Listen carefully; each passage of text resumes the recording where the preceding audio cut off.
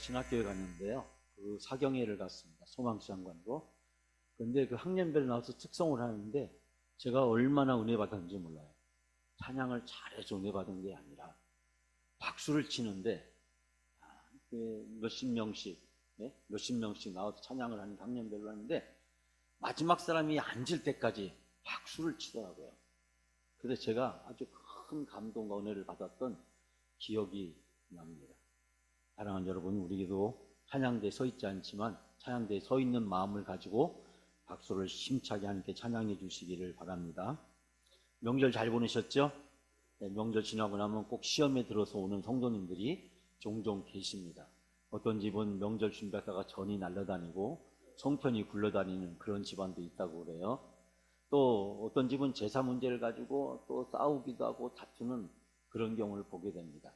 제가 대전 영락교회에서 목회할 때였는데 하루는 집사님에게 전화가 왔어요. 목사님, 어느 그 아파트에서 어떤 분이 돌아가셨는데 그분이 우리 교회에 나오지 않는데 그분이 예배를 꼭 드려달라고 말씀을 하고 임종을 하셨대요. 목사님 오셔서 예배 드리시면 안 될까요? 라는 그런 이야기였습니다. 저는 그분이 우리 교인도 아니었지만 그러나 그분이 마지막 가는 길에 또 그분의 사연을 잘 모르기 때문에 기쁘게 가서 예배를 인도하게 되었습니다. 제가 그 예배 드리러 갔더니 이 제사상이 이렇게 잘 차려져 있었고 가운데 보니까 약 60이 채 안 된 분의 남자분의 영정이 거기에 있었습니다. 얘기를 들어본 즉 그분이 젊었을 때 교회를 나갔는데 그 이후로 한 30년 이상 동안 교회를 못 나갔다. 근데 자기가 죽으면 마지막 목사님이 오셔서 예배를 꼭 드려줬으면 좋겠다 라는 그런 유언을 남겼다고 해서 유가족 중에서 기독교인은 없지만 그렇지만 제가 와서 예배 드리는 것을 허락을 해서 제가 예배를 드리게 되었습니다. 예배가 거의 다 끝나갈 무렵에 웬 얼굴이 빨갛게 충혈된 술이 여기까지 올라온 분이 갑자기 저에게 오더니 제 맥살을 잡고 역살입니까? 맥살입니까? 저를 잡고 당신이 뭔데? 내가 술 한잔 따라놓고 절하고 싶은데 왜 못하게 하느냐고 소리를 버럭 지르는 것이었습니다. 저는 그분에게 저는 술을 따르고 절하지 말라고 한 적이 없다. 저는 그런 말을 한 적이 없습니다. 예배가 다 끝났으니까 조금만 기다리세요. 그리고 나서 술도 따르시고 하고 싶으면 절도 하시고 제사도 드리고 마음대로 하세요 라고 이야기했더니 그분이 갑자기 제 잡은 멱살을 놓더니 그렇게도 되냐고 그렇게 이야기하는 것이었습니다. 해주셔도 된다고 그렇게 이야기를 하고 예배를 마치고 오게 되었습니다. 저를 소개했던 구역장님이 너무나 저에게 미안한 마음을 가지면서 목사님 봉변을 당하게 해서 정말 죄송해요 라는 이야기를 할 때 제가 그분에게 그런 말씀을 했습니다. 제사가 무슨 소용이 있냐. 아무 쓸데없는 것을 굳이 하겠다는 저 사람을 말릴 필요가 없다. 그러나 저 사람이 은혜 받고 예수 믿으면 그래서 저 사람이 구원 받으면 그때는 제사 드리라도 안 드릴 날이 올 것이다. 그걸 모르는 사람에게 제사 드리면 안 된다고 같이 언성을 높이며 싸워서는 안 된다라는 이야기를 하고 왔습니다. 때로는 명절 때 제사 문제가 시험을 든 성도님들에게 저는 이 이야기를 해줍니다. 싸울 필요가 없다. 다툴 필요가 없다. 하고 싶으면 하게 내버려둬라. 아무 쓸데없는 짓이고 아무 영향가가 없는 것이기 때문에 우리는 그들을 위해서 더욱더 기도하고 그들이 예수 믿어서 은혜 받으면 저절로 멀리하게 될 것이다. 때로는 술, 담배 때문에 교회 다니면서 고민하는 분들이 있습니다. 아무 문제 없습니다. 술, 담배 하셔도 됩니다. 하시면서 다녀도 됩니다. 그러다 은혜 받으면 어느 순간 자기도 모르는 사이에 멀리 할 날이 오게 될 것입니다. 그걸 올무라고 율법이라고 생각하시면 안 됩니다. 네? 언제 예수님이 담배 피지 말라고 했습니까? 술 먹지 말라고 했습니까? 취하지 말라고 했지. 취하면 방탕하게 되니까. 그러니까 은혜 받으면 다 해결됩니다. 은혜 받을 때까지 은혜 받도록 열심히 기도해야 되지. 우리가 명절이나 제사 이런 문제를 가지고 우리가 스트레스를 받거나 가족들 사이에서 갈등을 겪을 필요가 없다라는 점을 제가 말씀드립니다. 이 문제 가지고 토론하자는 게 아니기 때문에 이 정도 제가 말씀을 드리려고 합니다. 명절 잘 보내셨죠? 전 안 날려다녔죠? 송편 안 굴러다녔죠? 제사 문제 가지고 멱살 잡은 집 없으시죠? 예. 오늘 제가 드릴 말씀을 하기 전에 제가 신학대학 교수일 때 얘기를 한 가지를 더 이야기하고 오늘 본문 이야기를 해야 될 것 같습니다. 제가 신학대학에서 예배학 교수를 하면서 또 총회 목회연구소 소장을 하면서 전국에 다니면서 목사님들에게 세미나를 하게 되었습니다. 예배를 어떻게 하면 드릴 수 있을까? 어떻게 하면 하나님이 기뻐하시는 예배를 드릴 수 있을까? 새해를 맞이해서 신년도에는 어떻게 하면 예배와 설교와 목회를 잘 할 수 있을까? 신년 목회라고 하는 세미나를 가지고 제가 많은 세미나를 했는데 그때 한국교회 예배를 진단해 보니까 한국교회 예배가 외국의 예배에 비해서 참 숫자가 많다. 횟수가 참 많다는 것을 발견하게 됐습니다. 우리는 주로 오전 예배, 오후 예배, 그 다음에 수요 예배, 거기다가 우리는 매일 뭐가 있어요? 새벽 예배가 있습니다. 외국에서 없는 예배죠. 외국은 일주일에 한 번 정도, 주일 오전에 한 번 정도 드리는 그런 날도 있기도 합니다. 우리는 많은 예배를 드리고 있습니다. 우리 성도님들은 교회 오시면 많은 예배를 드려야 됩니다. 그에 못지않게 목사님들은 뭘 해야 돼요? 많은 설교를 해야 돼요. 제가 영광교회 와서 보니까 돌아서면 설교 준비해요. 집에만 가면 설교 준비해요. 집에 가면 설교 준비입니다. 예?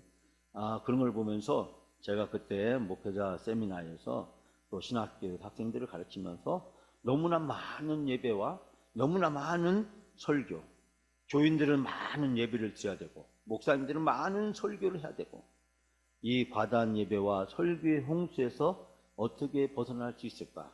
목회와 신학이라고 하는 두란 오늘교회 나온 잡지에 제가 글을 투고하고 신학교와 세미나에서 강의를 하면서 한 가지 제안을 했습니다. 그 제안은 뭐냐면 일주일 동안 하나의 본문 가지고 하나의 성경책을 가지고 일주일 동안 설교를 했으면 좋겠다. 그리고 설교 새벽 예배 못 나오는 성도님들은 집에서 그 본문을 가지고 읽고 묵상하도록 이끌어 주었으면 좋겠다라고 하는 내용이었습니다. 스가랴를 우리가 지금 쭉 말씀을 나누고 있잖아요. 그럼 스가랴서 말씀을 월요일서부터 한 주일 동안 새벽 기도에 쭉 나누고 그러면서 새벽 예배 못 나오는 성도님들은 스가랴의 그 본문을 가지고 읽고 묵상하고 그리고 한 주가 지났을 때 목사님은 그 일주일 동안 설교한 본문의 내용 중에서 가장 우리 교회에 필요한 말씀, 은혜가 되는 말씀을 주일 낮에 설교했으면 좋겠다. 왜냐하면 새벽 설교는 10분에서 15분 정도밖에 설교할 수 없고 주일 설교는 여러분이 어떻게 생각할지 모르지만 보통 한국교회 평균은 25분에서 35분이니까 주일은 수요일보다 새벽보다 충분히 설교할 수 있다. 그러므로 가장 은혜 받은 본문을 주일 낮에 설교를 하고 그 다음에 수요일 날 모였을 때는 그 본문, 주일날 설교했던 그 본문을 가지고 깊이 있게 성경을 공부하고 그리고 금요일날 구역 모임에서는 그 말씀을 우리의 삶에서 어떻게 실천하면 좋겠는지 그 실천할 수 있는 구체적인 적용을 한두 가지씩 나누고 같이 기도했으면 좋겠다라는 이야기를 했습니다. 어떻게 하면 이 예배를 다양하게 드릴 수 있을까? 지금 한국교회의 모든 예배는 설교 중심으로 되어 있습니다. 주일 오전도 설교, 오후도 설교, 새벽도 설교, 수예배도 설교, 심지어는 금요 심야를 하는 교회도 보면 금요일도 설교. 모든 예배가 설교로만 되어 있어요. 근데 저는 예배가 다양해져야 된다라는 생각을 하고 있습니다. 다양한 예배를 통해서 예배를 드리게 될 때 우리는 예배의 더 큰 감격과 기쁨을 누릴 수 있다. 그래서 앞으로 우리 영광교회는 우리 장로님들과 여러분들과 함께 예배를 어떻게 드리는 것이 최선의 예배가 될 수 있을까? 우리가 기도하면서 함께 준비하면서 드려가야 되지만 제 부족한 생각에 의하면 주일 오전은 장로교회의 경건한 예배를 드렸으면 좋겠다. 주일 오후에는 찬양과 문화가 어우러져 있는 신나는 그런 예배를 드렸으면 좋겠다. 그리고 수요일 날은 깊이 있는 성경 공부를 했으면 좋겠다. 그리고 새벽에는 정말 기도할 수 있는 새벽 기도회가 됐으면 좋겠다. 그래서 모든 기도는 새벽 예배에서, 성경 공부는 수요일 날 예배를 통해서, 또 찬양은 주일날 오후에. 그래서 한 주일 동안 예배를 드릴 때 우리가 어떻게 하면 다양한, 어떻게 하면 새롭고 참신하고, 어떻게 하면 모든 교인들이 함께 기쁘게 참여할 수 있는 예배를 드릴 수 있을까? 우리는 그 방향으로 가야 되지 않겠는가 라는 생각을 하고 있습니다. 다음 주는 제가 여러분들에게 우리 교회의 예배와 기도에 대해서 함께 말씀을 나누는 시간을 가지려고 합니다. 자, 오늘 주신 스가랴서의 말씀, 지난주 새벽에서 나누었던 말씀입니다. 월요일서부터 금요일까지 또 수요일 저녁까지 제가 쭉 나눴던 말씀의 내용입니다. 이 스가랴서는 1장부터 14장까지 더 있고 1장부터 8장까지 내용을 보면 환상에 대한 내용을 쭉 다루고 있습니다. 그 환상은 어떤 환상이냐면 예루살렘으로 되돌아온, 저 바벨론에서 예루살렘으로 또 귀환한 이스라엘 백성들에게 이제 하나님이 환상을 통해서 위로해 주시고 격려해 주시는 내용입니다. 바벨론으로부터 먼 여행을 왔습니다. 그 여행이 그냥 우리가 어디 여행 가는 그런 여행이 아니라 당시 여행은 목숨을 건 여행이었습니다. 바벨론의 모든 걸 다 내려놓고 그리고 먼 여행을 왔어요. 예루살렘에 와보니까 다 황폐화되고 무너져 있습니다. 그곳에서 성도 져야 되고 성전도 져야 되고 집도 져야 되고 먹고 살아야 되고, 정말 바벨론으로부터 돌아온 것이 후회가 될 정도로 어렵고 힘든 상황들이 기다리고 있었습니다. 거기다가 주변에 있는 예루살렘이 잘 되기를 원하지 않는 시기하고 질투하는 산발락과 도비아를 비롯한 여러 사람들이 어떻게 하면 저 예루살렘 성벽을 재건하는 걸 못하게 할 수 있을까 시시탐탐 노리고 있으면서 이들을 향해서 모함을 회제끼고 있었습니다. 힘들고 어려운 시간들이었습니다. 큰 꿈을 가지고 비전을 가지고 왔습니다.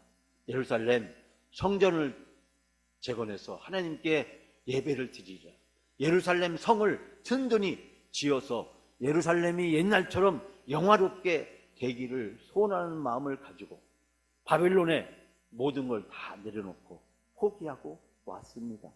그러나 현실은 정말 녹록하지 않았습니다. 정말 힘들고 어려웠습니다. 그런 상황 속에서 하나님은 스가랴를 통해서 이스라엘 백성을 위로해주고 계십니다. 그러면서 9장부터 14장까지의 말씀에서는 메시아 예수 그리스도, 앞으로 그분이 오시게 될 것임을 예고하고 있습니다. 성전이 눈에 보이는 성전이라면 예수 그리스도는 눈에 보이지 않는 성전입니다. 눈에 보이는 성전은 다 무너졌습니다. 솔로몬의 화려한 성전도 무너지고 스룹바벨의 성전도 언젠가 무너지게 될 것이고, 나중에 건축된 헤롯 그 성전도 결국 AD 70년에 로마의 장군에 의해서 함락되고 무너져버리고 말았습니다. 눈에 보이는 성전 언젠가는 다 무너집니다. 그러나 우리의 참된 구주이신 예수 그리스도, 그분이 오시면 영원한 성전이 되어주셔서 예수 그리스도를 통해서 저 눈에 보이는 무너진 성전이 아니라 우리에게 영원한 생명과 하나님의 은혜와 축복을 약속해 주신다. 이것이 바로 스가랴서의 내용입니다. 그 중에서 지난주 나눴던 말씀 중에 전 여러분들과 함께 세 가지 주옥과 같은 말씀을 함께 나누려고 합니다. 첫 번째는 하나님은 거짓 목자를 반드시 심판하신다는 겁니다. 자, 우리가 함께 읽지 않았지만은 스가랴 10장 2절 3절 우리가 한번 찾아서 봉독하겠습니다. 9장이니까 10장 바로 다음 장이죠. 자, 스가랴 2장 10장 2절 3절 다 같이 함께 봉독합니다. 드라빔들은 허탄한 것을 말하며 복술자는 진실하지 않은 것을 보고 거짓 꿈을 말한즉 그 위로가 헛됨으로 백성이 다 같이 유리하며 목자 없음으로 곤고를 당하나니 내가 목자들에게 노를 바라며 내가 순념소를 벌하리라. 만군의 여호와가 그 무리 곧 유다 족속을 돌보아 그들을 전쟁의 준무와 같게 하리니. 아멘. 이 말씀은 무슨 뜻이냐면요, 우상은 헛된 소리나 하고 점쟁이들은 헛개비나 보고 계시를 받았다고 하니 백성은 목자 없는 양떼처럼 헤매고 고생만 하는구나. 목자들에게 내 백성을 인도한다는 목자들에게 활을 쏟고 앞서가는 순염소들을 치리라. 만군의 여호와께서 당신의 양떼 유다 가문을 돌보시어 이를 준마로 키워 몸소 다니시리라. 여러분, 이 말씀은 무슨 뜻을 의미합니까? 당시 사람들이 드라빔이라는 우상, 그 우상을 집에다 만들어 놓고 그 우상에게 빌었어요.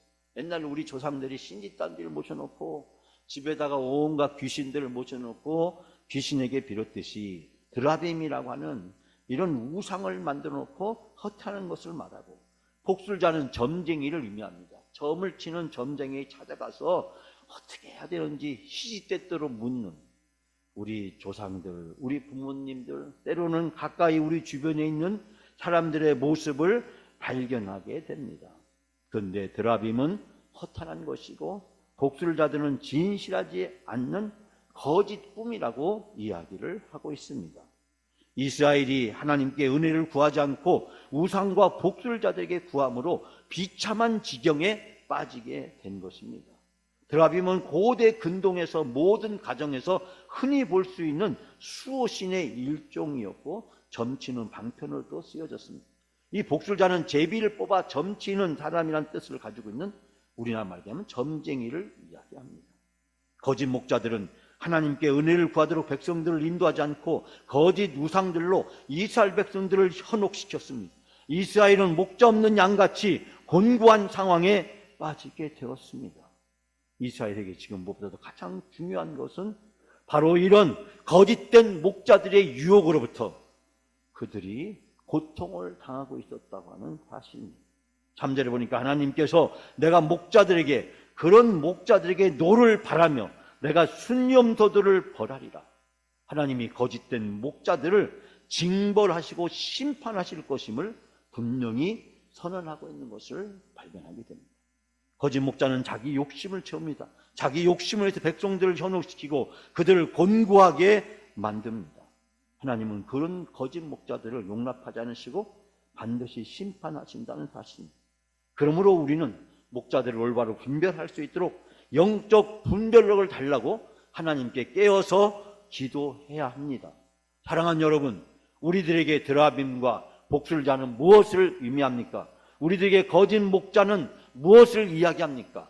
때로는 인터넷을 통해서, 텔레비전을 통해서, 영화를 통해서, 소설을 통해서, 드라마를 통해서, 때로는 다른 사람들을 통해서 우리를 미혹해 하는 이 드라빔과 그리고 복술자들이 우리 주변에 너무 많이 널려져 있습니다. 단순히 눈에 보이는 우상뿐만 아니라 점쟁이뿐만 아니라 때로는 TV에서, 인터넷에서, 영화나 드라마에서 거짓되고 허황된 것을 통해서 우리를 미혹해 하는 거짓 목자들이 너무나도 많이 있다는 것입니다. 우리는 TV를 보면서, 인터넷을 보면서, 또 다른 사람의 말을 들으면서, 책을 읽으면서 마치 그것이 진리인 것처럼, 마치 그렇게 쫓아가면 모든 것이 다 될 것처럼 그렇게 신뢰를 부여하고 그곳에 의존하지는 않습니까? 그것이 바로 드라빔이고 그것이 바로 복술자인 것입니다.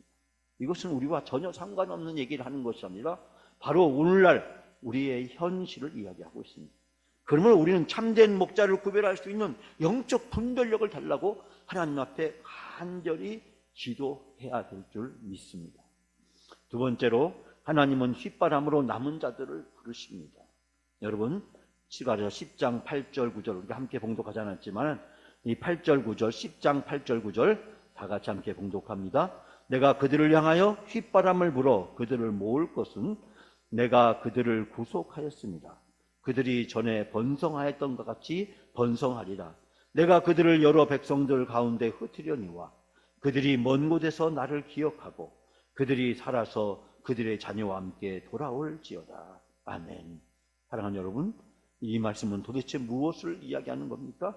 이스라엘 백성이 전에 흩어졌다는 것입니다. 하나님 말씀에 불순종하고 우상을 숭배해서 심판을 받았습니다. 그래서 저 아수르로, 저 바벨론으로, 저 애굽으로 이스라엘 백성들은 사방으로 흩어졌습니다.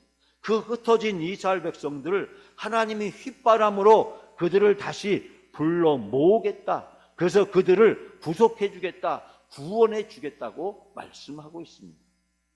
양은 목자의 휘바람 소리를 듣고 그 휘바람 소리를 따라서 갑니다. 목자의 휘바람 소리를 따라가면 푸른 초장이 펼쳐져 있고 쉴만한 물가가 그곳에 있습니다. 때로는 이리와 늑대와 그리고 사자, 이 양을 해치려고 하는 그곳으로부터 이 양들을 안전 곳으로 인도해 줍니다. 목자의 휘바람 소리는 양에게 생명의 소리요, 기쁨의 소리고 은혜의 소리고 축복의 소리입니다.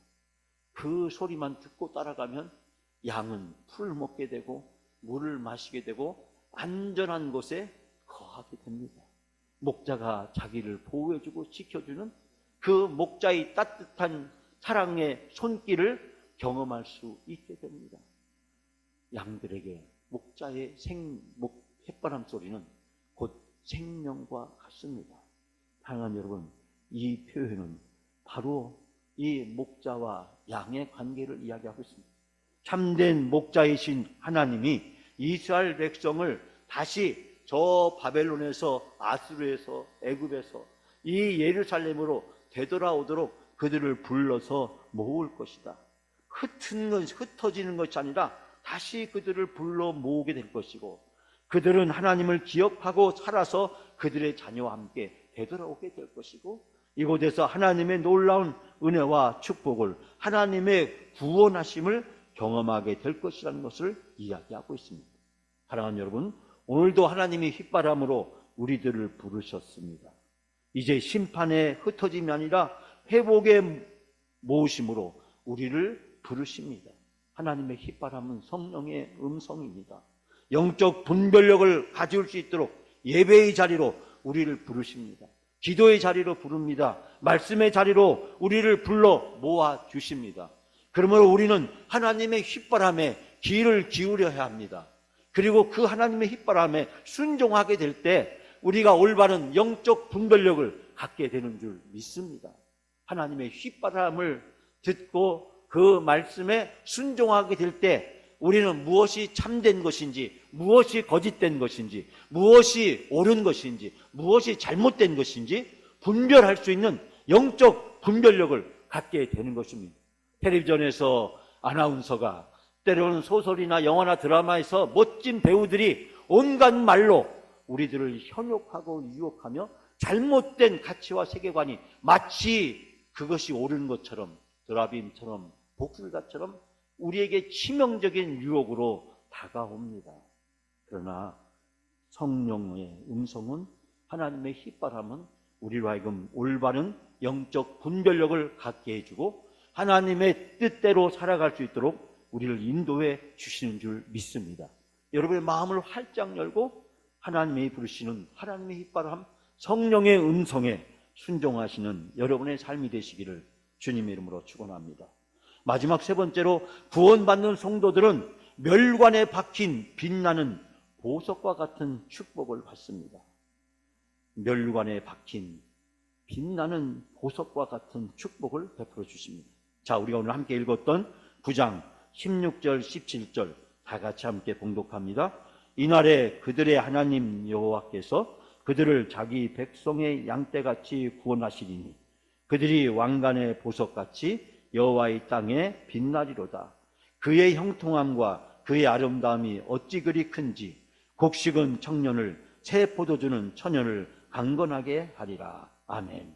이 말의 뜻은 무슨 뜻이냐면요, 그날의 주의 백성들이 하나님이 백성을 양떼같이 여기시고 구원해 주신다. 그들을 주님의 땅에 심으시면서 그들에게 왕관에 박힌 보석처럼 빛나게 해 주실 것이다. 아, 그들이 얼마나 좋고 얼마나 아름다운가. 총각들은 햇곡식으로 튼튼해지고 처녀들은 새 포도주로 피어날 것이다 라는 말씀의 뜻입니다. 하나님이 그의 백성들을 하나님의 휘바람 소리를 듣고 하나님의 부르심에, 하나님의 모으심에 순종하는 남은 자, 바로 하나님의 자녀들에게 하나님은 양떼같이 여기시고 그들을 구원해 주실 뿐만 아니라 그들에게 멸관을, 왕관을 씌워 주시는데 그 왕관에 박힌 보석이 찬란하게 빛을 발하듯이 내가 너희들을 빛나게 해주겠다라고 말씀하고 있습니다. 사랑하는 여러분, 여러분과 저는 예수 그리스도를 통해서 구원을 받았습니다. 예수 그리스도, 그분은 여러분과 저를 대신해서 십자가에 못 박혀 죽으셨습니다. 그 예수 그리스도를 통해서 여러분과 저를 구원해 준 것, 하나님의 사랑이고 하나님의 은혜인 줄 믿습니다. 저와 여러분이 잘나서, 똑똑해서, 능력이 있어서, 믿음이 있어서, 아니면 남들보다 뛰어난 도덕과 윤리를 가지고 있어서 지식과 그 어떤 것 때문에 우리를 구원하는 것이 아닙니다. 우리는 죄인임에도 불구하고, 우리는 부족함에도 불구하고, 우리는 연약하고 나약한 존재임에도 불구하고, 우리는 그런 부족한 우리들을, 그런 죄인인 우리들을 하나님은 예수 그리스도를 통해서 아낌없이 사랑해 주셨고 그 사랑으로 우리를 구원해 주셨습니다. 구원받은 우리가 천국을 사모하면서 이 땅에서 살아갈 수 있도록 우리를 이 교회로 불러주셨습니다. 교회는 거룩한 곳입니다. 교회는 세상의 그 어떤 곳과 비교할 수 없는 것입니다. 이 교회를 자기 목적으로, 자기 수단으로 삼는 것은 거짓 목자들이나 하는 악하고 불의한 것입니다. 교회는 주님의 것입니다. 주님의 피로 사신 거룩한 곳입니다. 우리로 하여금 천국에서 영원히 살 수 있는 준비와 연습을 하게끔 하시기 위해서 이 교회로 우리를 부르신 것입니다. 천국에서 이 다음에 우리 모두가 다 영원히 살게 될 텐데, 그날의 거룩한 모습으로 살게 될 텐데, 그 천국에서 영원히 사는 연습과 준비를 시키기 위해서 우리를 교회로 불러주신 것입니다. 주님께서 우리가 천국에 가게 될 때 우리의 머리에 멸루관을 씌워 주실 것입니다. 그리고 그 멸루관에 보석이 박혀 있고 그 보석은 찬란하게 빛이 나게 될 것입니다. 이것이 성도의 미래고 우리의 미래고 성도의 은혜고 성도의 축복인 줄 믿습니다. 구원받은 우리는 이 멸루관을 사모하면서 이 세상에서 세상과 구별된 삶을 살아가고 이 소망을 가지고 때로는 힘들고 어려워도 고난과 역경이 있어도 참고 인내하면서 하나님께 예배하고 하나님께 기도하고 하나님과 함께 신앙생활을 하는 것입니다. 사랑하는 여러분, 오늘 주신 이 귀한 말씀처럼 여러분의 삶에서 오늘 여러분을 휘바람 소리를 부르신 하나님이 여러분을 향해서 이렇게 말씀하십니다. 내가 내 머리에 멸루관을 씌워두겠다. 그리고 너는 그 멸루관에 박힌 빛나는 보석처럼 살게 해주시겠다. 여러분, 성도의 자랑이자 성도의 은혜이자 축복인 줄 믿습니다. 우리 모두가 다 멸루관에 박힌 보석처럼 빛나는 삶을 예수 그리스도를 통해서 성령의 인도하심을 통해 살아가시는 여러분의 삶이 다 되시기를 주님의 이름으로 축원합니다.